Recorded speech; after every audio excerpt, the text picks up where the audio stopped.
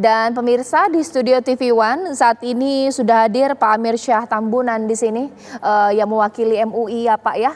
Kita nanti akan banyak berbincang sambil kita nanti menunggu untuk mengetahui hasil sidang di kantor Kementerian Agama. Pak Amir Syah Tambunan Sekjen MUI. Assalamualaikum warahmatullahi wabarakatuh Pak Amir Syah Tambunan. Waalaikumsalam. Ya. Pak Amir Syah, sepertinya saya tidak ingin mendahului hasil sidang yang hari ini kita nanti akan sama-sama mendengarkan keputusan. Tapi kalaulah mungkin ada perbedaan dalam pelaksanaan Hari Raya Idul Adha, sekiranya apa sih manfaat atau mungkin hikmah yang bisa kita ambil mengingat bukan kali pertama kita melaksanakan Hari Raya yang beda, Idul Adha, Idul Fitri, ini seperti apa Pak Amir Syah? Ya baik, terima kasih para pemirsa. Pada hakikatnya satu Idul Adha itu sebenarnya tidak berbeda. Ya, terutama secara syar'i. Kenapa? Karena dia ditetapkan dalam ketentuan kalender Islam bahwa satu Idul Adha itu sebagaimana kita ketahui sama seluruh dunia, ya kan? Nah, yang menjadi soal adalah ketika tanggal penetapannya jatuh pada hari apa. Nah, itu sangat tergantung kepada dua hal. Pertama, sangat tergantung kepada bagaimana melakukan pendekatan baik secara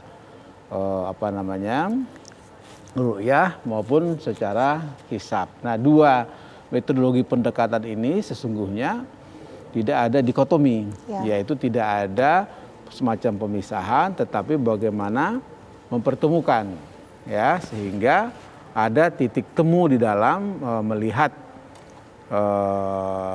jatuh Zulhijjah yang seperti kita ketahui sekarang ini kalau Muhammadiyah sudah menetapkan di tanggal 9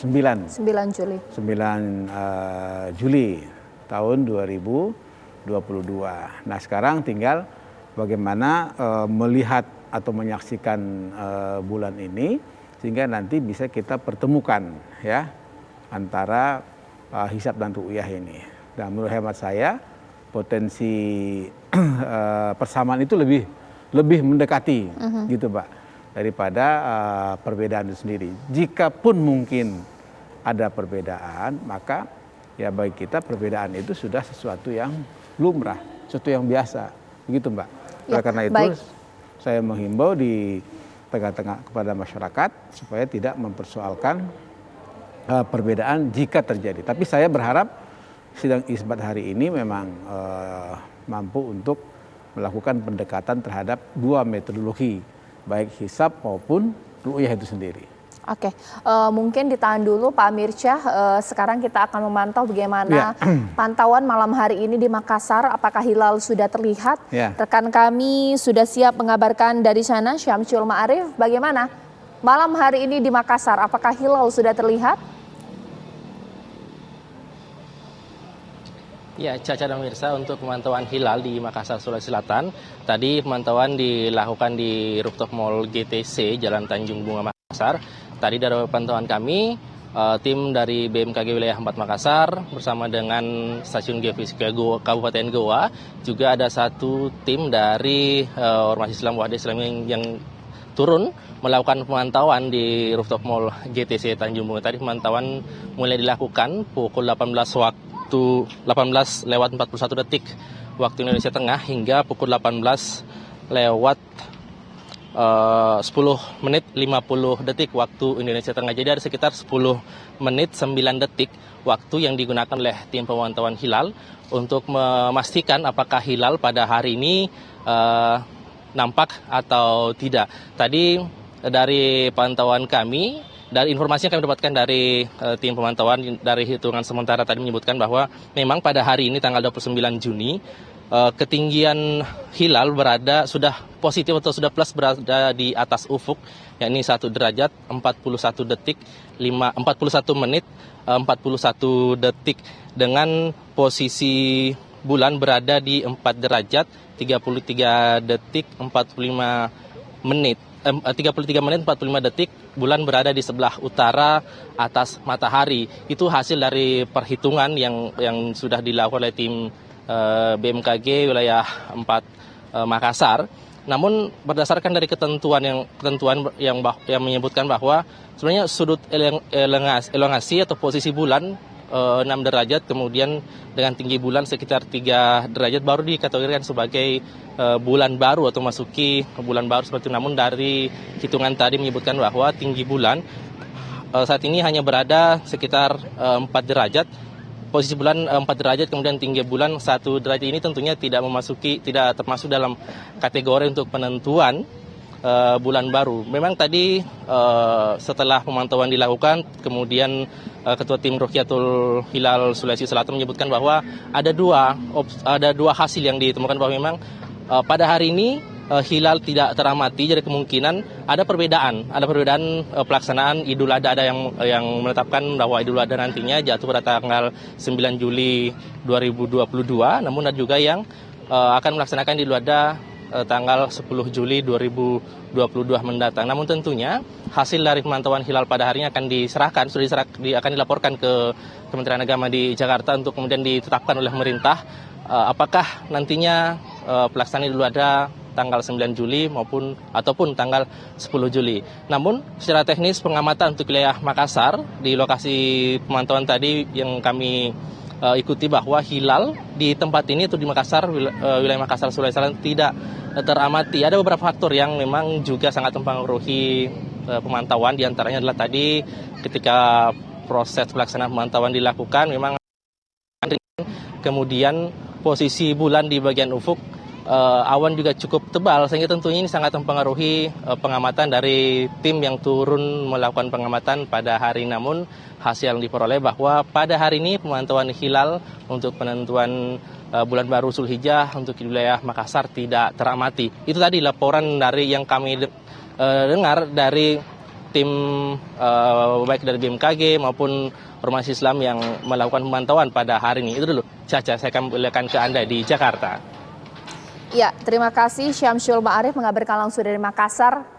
Ya, sambil kita tunggu ya bagaimana hasil keputusan sidang di Kementerian Agama, mungkin kembali saya bertanya kepada Pak Amir Syah Tambunan. Pak, apa keutamaan bulan Zulhijjah atau mungkin apa yang bisa kita maknai di Hari Raya Idul Adha kali ini, mengingat bahwa kita akan menikmati waktu bersama keluarga, menyantap daging kurban, tapi kita tahu bahwa banyak sekali rekan-rekan kita yang hidup dalam kesusahan sekarang. Seperti apa? Ya, banyak keistimewaan di Idul Adha ini, Mbak Caca ya. Di antaranya setidaknya ada 2 hal. Pertama, ini merupakan momentum untuk meningkatkan dimensi spiritual. Yang dimaksud dari spiritual itu adalah dimensi untuk meningkatkan keimanan dan ketakwaan kepada Allah Subhanahu wa taala. Karena apa? Karena di satu sisi Idul Adha ini dinilai dapat dinyatakan dalam satu momentum Idul Kurban. Idul Kurban itu berarti satu perayaan penyembelihan kurban, di mana penyembelihan kurban itu seperti saya katakan di awal, dimensi vertikal dan horizontal. Ya, secara vertikal ini meningkatkan kepedulian sesama manusia. Secara vertikal kepada Allah Subhanahu wa taala, kita betul-betul berupaya untuk meningkatkan keimanan dan ketakwaan. Karena orang beriman dan bertakwa itulah yang kemudian hatinya terpanggil untuk mampu menunaikan sebagaimana yang dicontohkan oleh Nabi Ibrahim kepada anaknya Ismail. Sebagaimana kita ketahui, inilah awalnya disyariatkannya penyembelihan kurban. Nah, oleh karena itu, di satu sisi perayaan Idul Kurban, kemudian di sisi lain saudara-saudara kita tengah menyelenggarakan ibadah haji sebagai penyempurna rukun Islam yang dilakukan. Jadi keistimewaannya penyelenggaraan ibadah haji di satu sisi juga sebagai bukti keimanan ketakwaan, demikian juga penyelenggaraan kurban sebagai bukti keimanan dan ketakwaan yang melahirkan dimensi kemanusiaan. Apa kemanusiaannya? Yaitu kepedulian untuk membantu sesama. Nah, sekaligus saya ingin menyampaikan kepada masyarakat dari Fatwa MUI nomor 32 tahun 2022 tentang merebaknya sekarang soal PMK, penyakit kuku dan mulut. Nah, di sini ada 4 poin yang perlu kami sampaikan. Yang pertama, bahwa hukum untuk menyembelih kurban itu adalah sunat muakkadah. Yang dimaksud di situ adalah diutamakan bagi orang yang mampu. Ya, dianjurkan bagi orang yang mampu. Terhadap apa? Terhadap hewan yang sehat. Sehat, kuat. Ya, pokoknya mendekati kepada kesempurnaan dari hewan yang diutamakan untuk disembelih.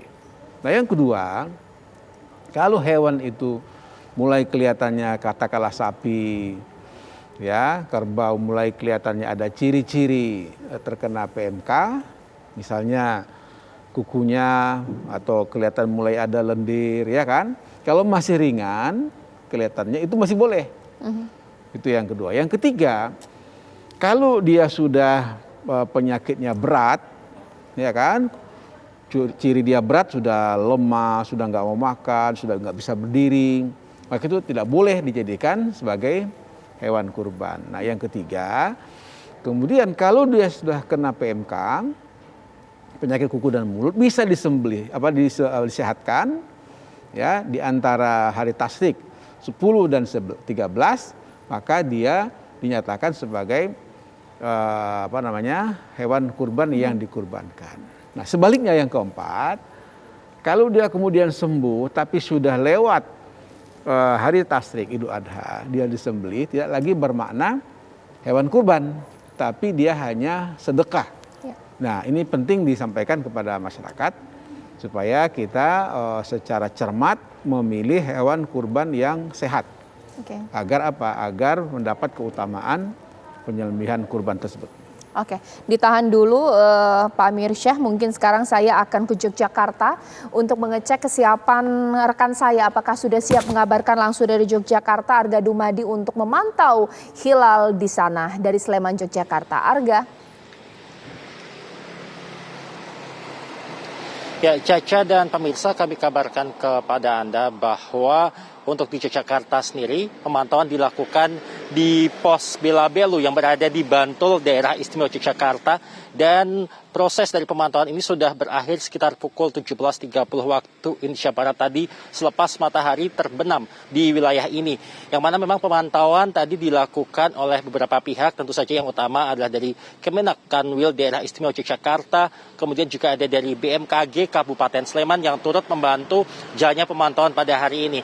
Namun memang sesuai dengan prediksi yang sempat disampaikan sebelumnya oleh pihak Kemenak Kanwil DIY sendiri, bahwa tampaknya hari ini hilal ini tidak akan terlihat. Dan memang nyatanya tadi ketika pemantauan dilangsungkan, walaupun cuaca cerah, kemudian juga peralatan dapat berfungsi dengan baik dan maksimal, ternyata memang hilal untuk di wilayah Yogyakarta sendiri ini juga tidak tampak. Mengingat bahwa ketinggian dari hilal ini sendiri hanya berada di antara 1 hingga 2 derajat saja, atau tepatnya adalah 1 derajat 43 menit saja di wilayah ini, yang tentu saja ini tidak dapat dilihat oleh pihak-pihak yang melakukan peneropongan tadi. Karena itu dari Kemenak DIY sendiri tadi menyatakan bahwa rekomendasi yang mereka berikan tentu saja adalah berdasarkan pantauan ini memang hilal masih belum terlihat. Namun untuk keputusan tentu saja ini masih tetap berada dari pusat. Dan juga untuk pemantauan hilal sendiri karena sudah berakhir, maka saat ini juga di kantor ini sendiri ini sudah tidak berlangsung acara apapun. Demikian dari Yogyakarta, kembali ke Jakarta. Oke, terima kasih Arga dari Yogyakarta. Mungkin kembali ke Pak Amir Syah Tambunan. Ya. Pak, ibadah apa yang bisa kita laksanakan di bulan Zulhijjah seperti ini dan apa pahalanya? Ini mungkin bisa menjadi hal yang bisa diamalkan oleh pemirsa TV One. Ya, jadi ibadah-ibadah yang diutamakan itu diantaranya ketika saudara-saudara kita wukuf di Arafah. Nah, kalau wukuf di Arafah itu seperti informasi yang kita terima, itu pada 8 Juli hari Jumat. Nggak salah begitu ya, kalau tidak ada pergeseran. Nah, oleh karena itu wukuf di Arafah itu adalah dijadikan sebagai sebuah momentum ya.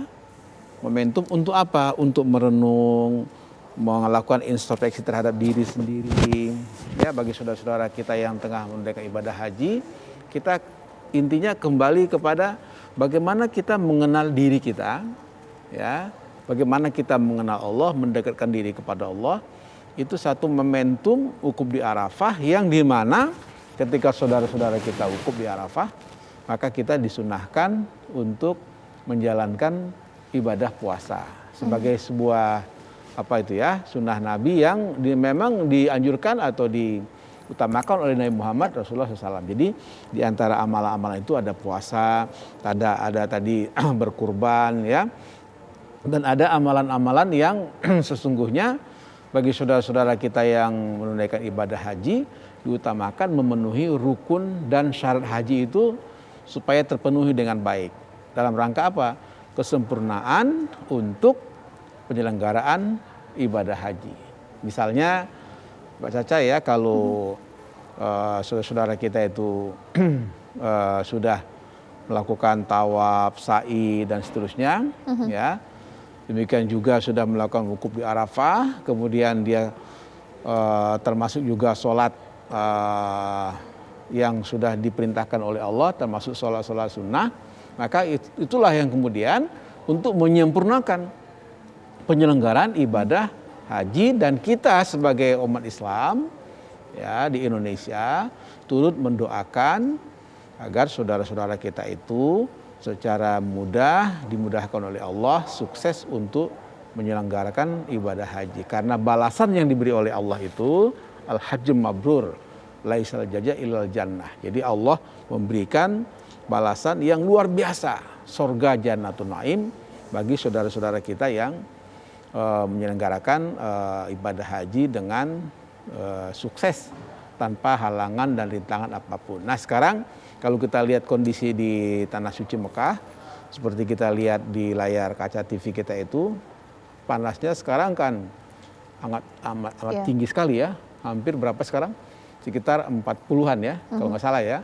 Nah, kita menyarankan kepada saudara kita, menghimbau kepada saudara kita harus menjaga fisik, ya, harus menjaga kesehatan fisik, mental, kekuatan, ini penting sekali. Jadi hidup atau pola hidup sehat itu istirahat yang cukup, ya, makanan yang bergizi, kemudian termasuk juga banyak memakan asupan gizi yang mempertahankan fisik kita. Itu sebabnya pemerintah membuat kebijakan maksimal 65 tahun usia itu supaya apa? Supaya fisiknya betul-betul kuat dalam rangka menghadapi cuaca panas, jalan kaki dan seterusnya. Karena ibadah haji ini adalah salah satu aspeknya ibadah amal. Ya. Amal dalam arti mempraktekkan kekuatan fisik kita untuk melakukan ibadah-ibadah terutama yang diwajibkan, diiringi dengan ibadah-ibadah yang sunnah, karena memang diberikan ganjaran pahala yang berlipat ganda oleh Allah Subhanahu wa taala. Oke, Pak Mirsya, seperti kita ketahui setelah sempat tertunda 2 tahun, pada akhirnya alhamdulillah kita bisa melaksanakan ibadah haji. Tapi mungkin masyarakat Indonesia yang menyaksikan Apa Kabar Indonesia malam ini seharusnya berangkat beberapa tahun. Maksud saya di Breaking News TV One malam hari ini seharusnya mungkin berangkat beberapa tahun lalu, tapi tertunda. Sekarang mungkin menyaksikan ibadah haji di layar televisi, mungkin ada perasaan, wah seharusnya saya berada di sana. Keikhlasan hati ini dibangun sedemikian rupa pastinya. Ada saran mungkin dari Pak Mirsya? Iya, kita terus menerus mengajak saudara kita yang ada di tanah air terutama. Kita tahu bahwa kerinduan untuk menunaikan ibadah haji itu adalah kerinduan spiritual yang luar biasa. Ya, kenapa? Karena bayangkan, ya, cita-cita mereka sudah menabung sedemikian, ya. Sudah memberikan satu perhatian yang sudah belajar manasik dan seterusnya. Mereka ibarat kita begini. Kalau kita punya kampung halaman yang sudah lama kita tinggalkan, kita rindu kembali ke kampung halaman. Itu baru kampung halaman. Betul. Sekarang bayangkan, ya, Baitullah, rumah Allah yang dimuliakan oleh dunia Islam, yang kerinduannya sudah betul-betul tidak bisa dilihat hanya lewat layar kaca begini, tapi betul-betul harus hadir di depan Ka'bah. Itu kerinduan yang luar biasa. Saya tidak bisa membayangkan kerinduan itu, tapi yakinlah, percayalah, saudara-saudara kita, bahwa Allah memberi hikmah kepada peristiwa apapun yang terjadi. Ya, termasuk peristiwa penundaan ibadah haji yang selama 2 tahun. Ya. Kata Allah, Rabbana ma khalaqta hadza batila subhanaka faqina adzabannar. Ya Allah, semua peristiwa yang Engkau berikan itu tidak ada yang sia-sia. Jadi maksud saya menghimbau kepada saudara kita yang belum berkesempatan menunaikan ibadah haji, yakinlah pada waktunya Allah memanggil, ya, tidak ada sesuatu pun yang bisa menghalangi. Kalau sudah Allah betul-betul memanggil. Tapi kalau belum diizinkan oleh Allah, ya tidak ada seorang pun yang bisa memaksakan supaya dia dipanggil oleh Allah. Terbukti 2 tahun kita tidak menyelenggarakan sebagai dampak dari pandemi COVID. Nah, sekarang Allah memberi kesempatan kepada saudara-saudara kita. Jadikanlah ini sebagai momentum, ya, mewakili kita dan keluarga di tanah air, ya, untuk mendoakan semoga Allah Subhanahu wa taala memberikan barokah atas penyelenggaraan ibadah haji.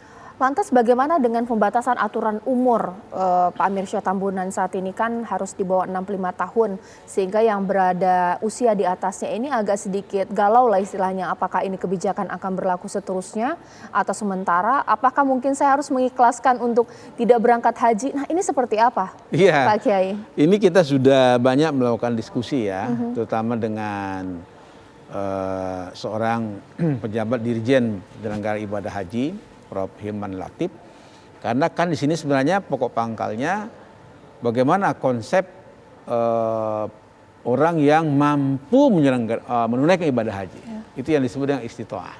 Jadi kemampuan yang dimaksud di sini adalah kemampuan yang komprehensif sebenarnya. Kemampuan fisik, kemampuan mental, kemampuan pembiayaan, kemampuan segala macam. Coba kita bayangkan, ya, begitu panasnya, teriknya panas matahari itu harus berjalan kaki. Saya nggak kebayang kalau usia yang sudah jalannya susah, ya, itu gimana itu? 70 ya, ya seperti 70. Itu ya. Memang tidak tergantung kepada umur memang. Fisik. Ada orang yang 75 masih kuat tapi ya, maksudnya kalau dibuat sebuah kesimpulan dalam sebuah penelitian, semakin tua usia kita, kemampuan fisik kita memang menurun. Itu kan memang alami.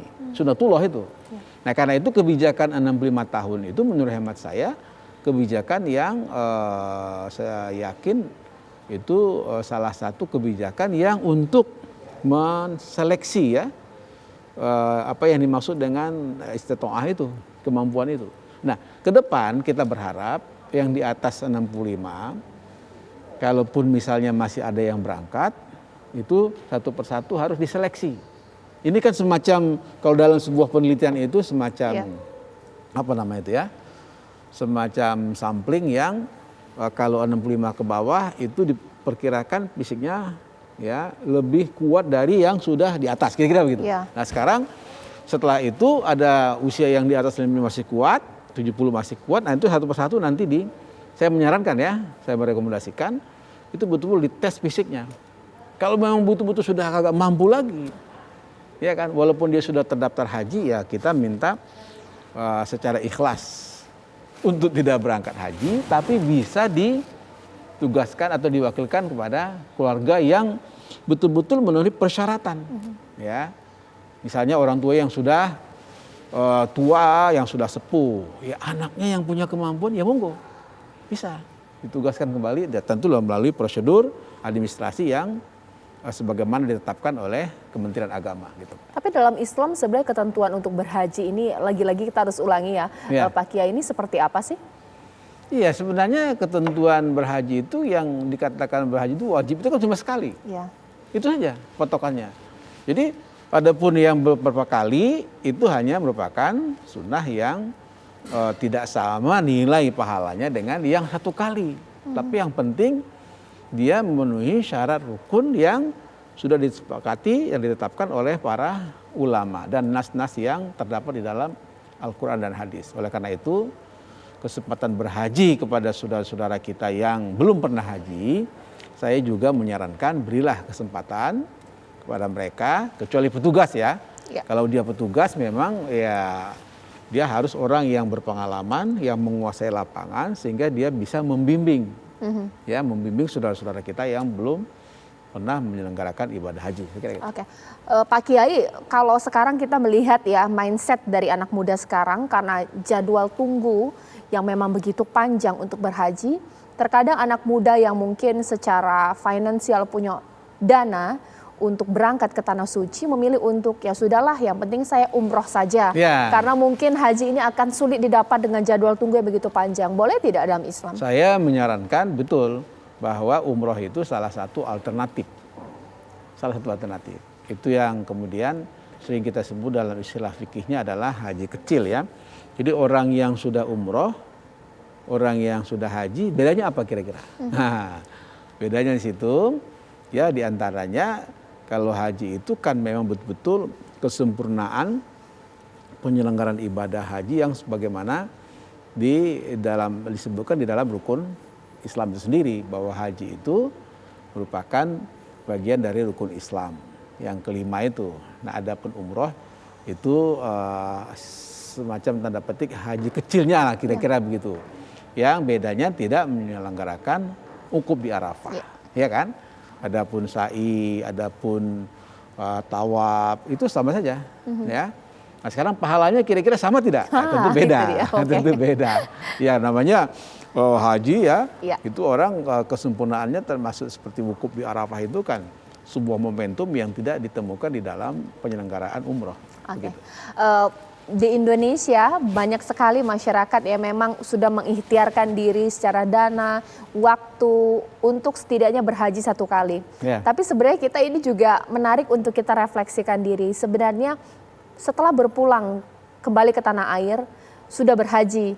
Biasanya kan dipanggil Pak Haji, Bu Haji seperti itu Pak Kiai. Tapi terkadang tidak ada berbeda dengan perbuatan hablum minallah dan hablum minannas ini. Sebenarnya kalau seorang haji itu harus seperti apa Pak Kiai? Iya, jadi yang disebut dengan haji mabrur itu, albir katanya ya, itu berarti kan harus mendatangkan banyak kebaikan. Jadi sangat berbeda, mesti harus berbeda ya. Yang belum haji, yang kemudian sudah kembali ke tanah air, mereka ibadah haji, mestinya harus ada, kalau menurut saya ini, istilah sekarang itu yang digaungkan pemerintah itu, harus ada semacam revolusi perilaku, ya, revolusi mental. Bukan mental ya, kalau mental itu kan mental ya. Mental. Siap. Iya, jadi harus mampu untuk merefleksikan perilaku kita untuk pertama ya tentu mendatangkan banyak kebaikan. Yang tadinya dia sholatnya nggak tertib, nah pulang haji dia tertib. Yang tadinya infak sodakohnya ya setengah hati, nah sekarang dia sepenuh hati. Yang tadinya bertetangga berjiran kelihatannya kurang begitu harmonis, nah sekarang ditingkatkan harmonisasi. Begitu juga berbangsa bernegara, yang tadinya berbangsa bernegaranya ya katakanlah setengah hati. Nah sekarang dia begitu pulang haji dia sungguh-sungguh dia perlihatkan bahwa ibadah hajinya itu betul-betul mabrur, ya kan? Dengan cara itulah kemudian Allah memberikan balasan yang luar biasa, yaitu orang yang dijanjikan dimasukkan Allah kepada surga Jannatun Naim. Oke, berarti perjalanan spiritual untuk berhaji dan pulang menyandang predikat haji berat ya Pak Kiai ya. Baik, dan ini memang harus diamalkan. Di satu sisi berat, ya tapi di sisi lain Allah memberi kemudahan. Itu sebenarnya. Yang penting gini, Mbak, niatnya ya Allah berikan kemudahan saya menjalankan haji, semoga haji mabrur.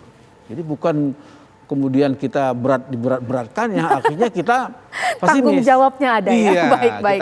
Masya Allah. Ya, ditahan dulu Pak Kiai, nanti kita akan juga kembali melihat pantauan dari kantor Kementerian Agama yang pasti masyarakat TV One atau mungkin pemirsa TV One ini sudah tidak sabar untuk menunggu keputusan langsung dari Kementerian Agama. Sesaat lagi di Breaking News TV One.